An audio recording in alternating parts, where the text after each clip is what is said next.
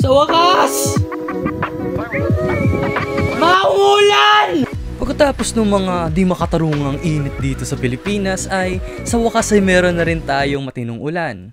So sobrang init kasi minsan nakalimutan ko na kung nasa Pilipinas ba talaga ako o nasa impyerno. Kaya ayun. Dahil dun, minsan nakalimutan ko na rin kung anong mga pwede kong gawin habang umuulan. Kaya eto ginagawa ko, nakatitigla lang sa kung saan-saan at pre, anong ginagawa? Uy! Kaya ito yung mga pwede mong gawin habang umuulan. Like and subscribe. Isa sa mga pwede mong gawin habang umuulan ay yung assignment mo na due today pero naging due today kasi nakalimutan mong gawin, kakanood mo na Netflix, kakalaro at kakanood mo nung hentai na pinapanood mo na bago na. Magandang gamitin yung oras na to sa paggawa ng assignment mo kasi ramdam mo na hindi ka nag-graduate ngayong taon. Kung katulad mo na ako, nag-graduating na grade 12, ay kailangan ko na talaga gawin yung mga assignment ko kasi papagalitan na ako ng nanay ko na hindi ko ginawa yung assignment ko. Tapos tinawagan na ng teacher yung nanay ko kasi yung assignment ko nga. Ano ba problema ko? Ba't gumagawa ako ng video kung pwede ko naman gawin yung assignment? Isa pa sa mga pwede mong gawin habang umuulan ay yung makapagpahinga ka na ng maayos. Alam natin na dahil sa sobrang init ng panahon, kahit maligo ka bago matulog ay mababasa ka pa rin ng pawis pagkagising mo. Pero ngayon na medyo maulan ay lumalamig na ng kaunti yung panahon at pwede ka na makatulog ng maayos tulad na ginagawa mo dati.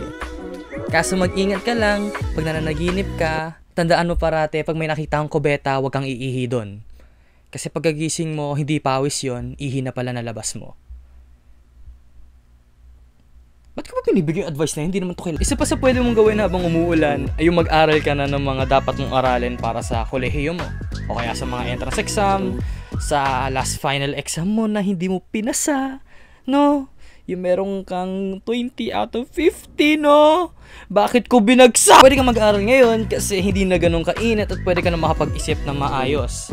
Nakabatay sa aral na pag komportable yung tao mag-aral ay mas mabilis pumasok yung mga bagay sa utak nila. Ewan ko na lang kung bakit yung advice ng best friend mo hindi mo kinuha sa tungkol sa toxic mong relasyon. Kung tanggap mo naman na nabagsak ka, pwede kang lumabas ng bahay at pagmasdan na lang yung ulan. Minsan kasi sa sobrang init din na tayo nakakalabas ng bahay at parating lang tayo sa loob na hindi na natin alam kung ano talaga yung nangyayari sa labas. Na pag nakikita mo yung araw nagagalit ka, tapos pag umuulan dun ka na masaya. Kasi malamig at hindi ganun kainit. Alam mo, minsan napaisip ako, totoo nga pala yung sinasabi ni Kuya Kim, na ang buhay ay weather lang. Anong relate niyan? Anong pakialam mo ha? YouTube ko to eh!